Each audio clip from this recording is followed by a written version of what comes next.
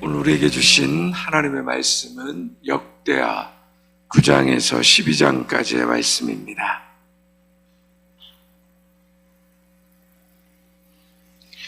역대하 9장에서 12장까지의 말씀을 함께 보도록 하겠습니다.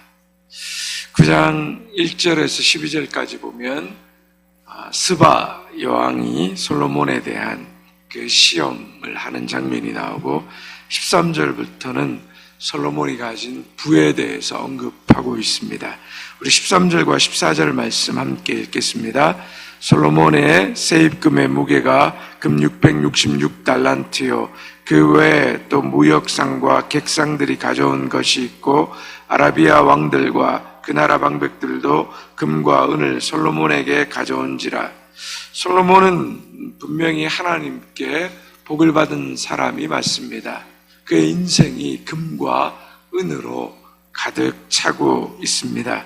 얼마나 금이 많았든지 그 아래에 보면 금으로 금 방패 크고 작은 것을 만들었다라고 말하고 있습니다. 금 방패는 전쟁을 위한 것이 아니라 그것은 바로 자신이 가지고 있는 재산에 대한 과시용이었습니다. 또한 은이 얼마나 많았든지 그 은이 돌과 같이 흔하게 여겨질 정도였습니다. 그리고 25절에 보면 솔로몬에게는 말과 마병이 가득했습니다. 25절 말씀 함께 읽겠습니다. 솔로몬의 병거는 매는 말에 외양간은 4천이요 마병은 12,000명이라 병거성에서 두고 예루살렘 왕에게도 두었으며 말과 마병을 많이 두었습니다. 하나님께서 왕에게 신명기 17장에서 두지 말아야 될 것이 뭐라고 말씀하셨습니까? 많은 은금과 말과 마병, 또 많은 여자였습니다. 솔로몬이 하나님을 경외하고 그 인생을 하나님의 말씀 앞에 살아갈 때는 솔로몬의 부와 지혜가 컸지만 그가 하나님 말씀에 순종한다라는 그러한 이야기들이 등장하고 있습니다. 그러나 시간이 지나면서 솔로몬은 자신의 부와 그리고 자신의 힘과 권력이 커지면 커질수록 하나님의 말씀의 중심으로 살았다. 하나님이라는 그 단어가 그의 말씀 가운데, 그의 삶 가운데 빠져 있는 것을 보게 되는 것입니다. 솔로몬의 삶에는 분명 하나님의 지혜도 있었고 부도 가득했지만 그의 인생이 점점점 힘이 써지고 강해지면서 하나님과 거리가 멀어지고 있는 것을 우리는 보게 됩니다. 나는 지혜와 있고 나는 힘이 있고 나는 부가 있다라고 해서 나는 괜찮다라고 말해서는 되지 않습니다. 교만해지는 순간 삶의 목적이 돈이 되고 힘이 삶의 목적이 되는 순간 우리는 하나님과 거리가 점점 멀어지게 되는 것입니다. 그래서 우리가 힘을 가졌을 때, 부를 가졌을 때, 지혜를 가졌을 때 우리는 더욱더 조심해야 하는 것입니다. 내 삶이 하나님께서 허락해 주시고 하나님께서 주신 복으로 내가 하나님과 더욱더 가까워지고 있는지 아니면 그곳으로 인해서 하나님과 멀어지고 있는지 하나님이 주신 것으로 내 삶이 하나님의 의를 드러내고 있는지 하나님이 주신 것으로 내 삶이 나의 의를 드러내고 있는지를 우리는 늘 살펴보아야 합니다.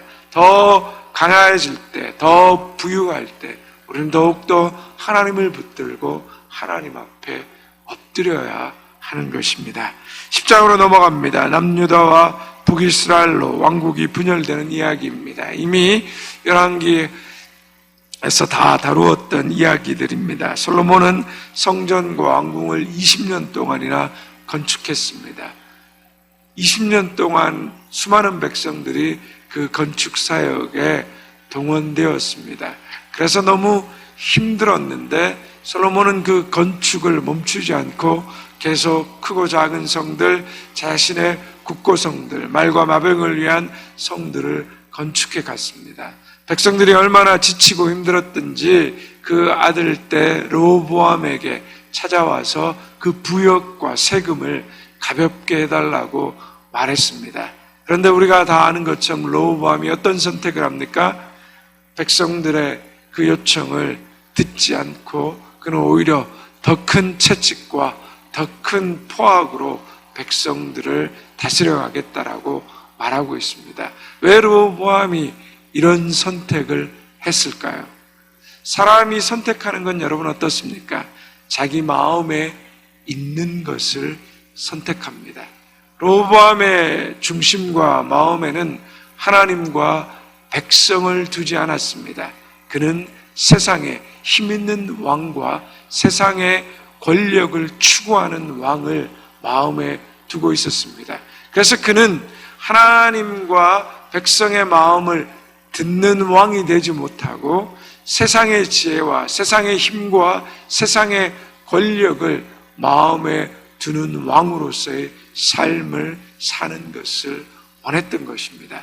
결국 그 마음에 있는 것으로 그는 선택하며 살아가게 됩니다.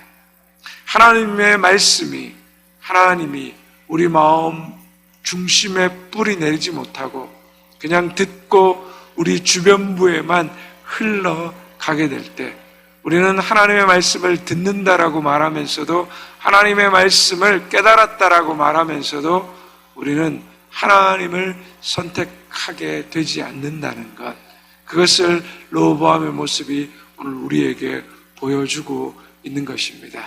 우리가 오늘도 하나님의 말씀을 듣고 하나님의 말씀에 우리가 순종하고자 합니다. 그러나 중요한 것은 그냥 듣는 것, 순종하고자 하는 의지의 문제가 아니라 그 말씀이 완전히 우리 중심에 뿌리가 내려서 우리의 모든 선택이, 우리의 모든 결정이 하나님의 말씀에 뿌리 내린 그것으로 우리의 중심에 그 말씀이 가득 찬 것으로 우리는 살아가야 하는 것입니다. 말씀이 중심이 되고 말씀의 인생을 들을 수 있는 저와 여러분 되기를 바랍니다. 11장과 12장은 남유다 왕 르호보암의 통치의 모습이 나옵니다. 르호보암은 처음 3년간 매우 그 나라가 견고하고 튼튼했습니다. 그 이유가 11장 17절에 나오고 있습니다. 함께 11장 17절의 말씀을 함께 읽겠습니다. 그러므로 3년 동안 유다 나라를 도와 솔로몬의 아들 르호보암을 강성하게 하였으니 이는 무리가 3년 동안을 다윗과 솔로몬의 길로 행하였음이더라. 다윗과 솔로몬의 길로 행했다는 것은 하나님을 경외하고 그 하나님의 말씀에 순종하며 하나님을 의지하는 율법의 그 중심된 삶을 살았다라고 말하고 있는 것입니다. 그런데 그의 삶이 무너집니다. 12장으로 넘어가겠습니다. 12장 1절의 말씀을 같이 함께 읽겠습니다. 르호보암의 나라가 견고하고 세력이 강해지매 그가 여호와의 율법을 버리니 온 이스라엘이 본받은지라. 르호보암이 왜 무너졌습니까? 나라가 견고하고 세력이 강해지면서 무너졌다라고 말하고 있습니다. 여러분, 다윗과 솔로몬이 언제 넘어졌습니까? 고난이 없을 때, 평안할 때, 가장 부유하고 힘이 강했을 때입니다. 참 이상하지 않습니까? 부해지고 강해지고 평안하고 걱정 근심이 없으면 오히려 더 하나님을 잘 섬길 수 있을 것 같은데 인간은 어떻습니까? 무너집니다. 여러분, 왜 이 새벽에 기도의 자리에 나왔습니까? 평안하고 부유하고 내 힘이 넉넉하면 여러분 이 자리에 있으시겠습니까? 그렇지 않습니다. 고난이 있고 어려움이 있고 괴로움이 있고 힘이 없으니까, 약하니까 오직 붙들 분이, 의지할 분이 하나님밖에 없으니까, 아니면 정말 내 삶을 통하여서 신실하신 하나님, 그 은혜와 사랑을 깊이 날마다 깨닫기 때문에 늘 하나님 앞에 나와서 엎드리는 것 아니겠습니까? 그래서 다윗은 고난이 내게 복이다라고 말했는지도 모르겠습니다. 그가 가장 부유할 때, 가장 강했을 때 그는 밧세바를 범하며 넘어지게 됩니다.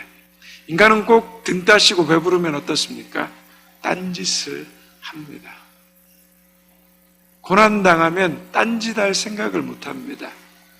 근데 고난이 없으면 인간은 꼭 딴 길로 빠지는 것을 보게 됩니다.